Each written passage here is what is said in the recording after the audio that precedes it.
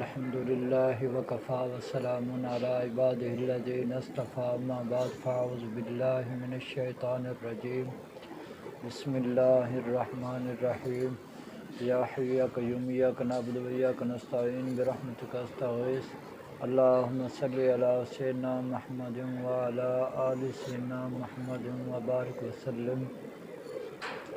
میرے پیارے دوستو، السلام علیکم ورحمۃ اللہ وبرکاتہ۔ میں ہوں حکیم امتیاز دانش اور آپ دیکھ رہے ہیں حکمت امتیاز یوٹیوب چینل۔ میرے پیارے دوستو، آج ہم جس بیماری کے بارے میں بات کر رہے ہیں وہ ہے تپ دق، جسے دوسرے لفظوں میں ٹی بی بھی کہتے ہیں۔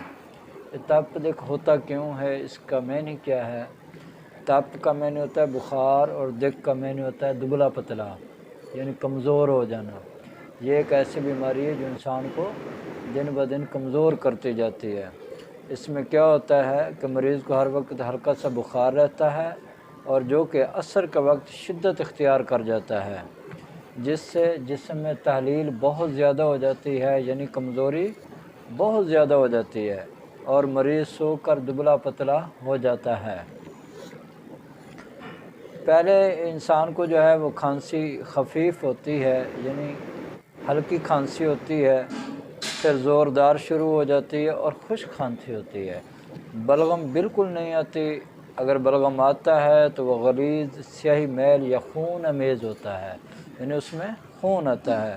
انسان کی بھوک بند ہو جاتی ہے، نیند ختم ہو جاتی ہے، ہونٹ اور پورا چہرہ جو ہے وہ سیاہی میل ہو جاتا ہے۔ چھاتی کے مقام پر درد رہتا ہے، ٹانگوں میں تھکاوٹ ہوتی ہے، اور انسان کا وزن روز بروز کم ہوتا جاتا ہے۔ ٹھیک ہے جی۔ تو جب اس کے ایکس رے وغیرہ کرواتے ہیں تو اس سے کیا ہوتا ہے، جو پھیپھڑے ہوتے ہیں وہ زخمی نظر آتے ہیں۔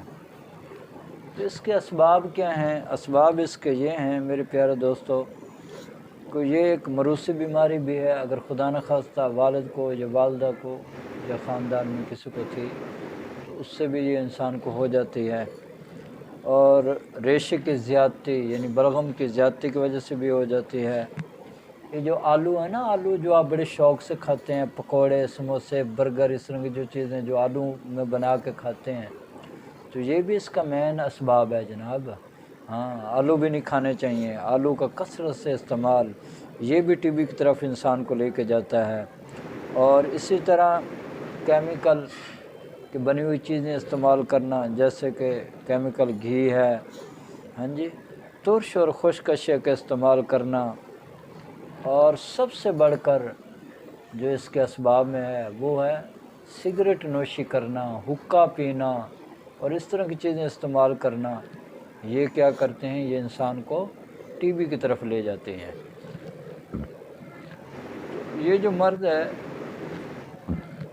یہ سوداویت کا مرض ہے، ٹھیک ہے، اور یہ خشکی کا مرض ہے، اور یہ عضلات غدی تحریک کا مرض ہے۔ یہ ذہن میں رکھے بات ہے۔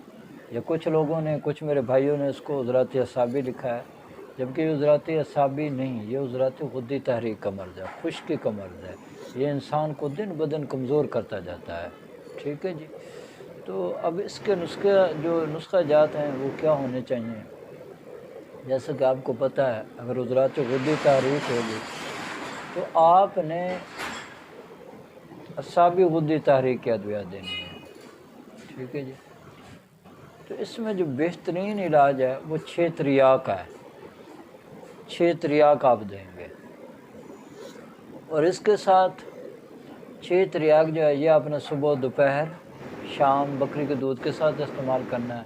اور اس کے ساتھ جو ہے وہ آپ استعمال کر سکتے ہیں کیا، کہ آپ 6 اکسیر جو ہے وہ استعمال کر سکتے ہیں۔ تو 6 اکسیر میں کیا ہے، کشتہ، حجر الیہود ہے، اور اس کے بعد جناب کشتہ سنگ یہود ہے، یعنی کشتہ حجر الیہود ہے، تب شیر ہے، اور اس بعد قرب شمی ہے، الائچی خورد ہے، یہ آپ نے لینی ہے 30 گرام، اور کوزہ مصری جو ہے وہ آپ نے لینی 120 گرام۔ یہ آپ نے انتہائی باریک پاؤڈر بنا لینا ہے، اور یہ آپ نے صبح، دوپہر، شام اسی 6 تریاک کے ساتھ آپ نے استعمال کرنا ہے۔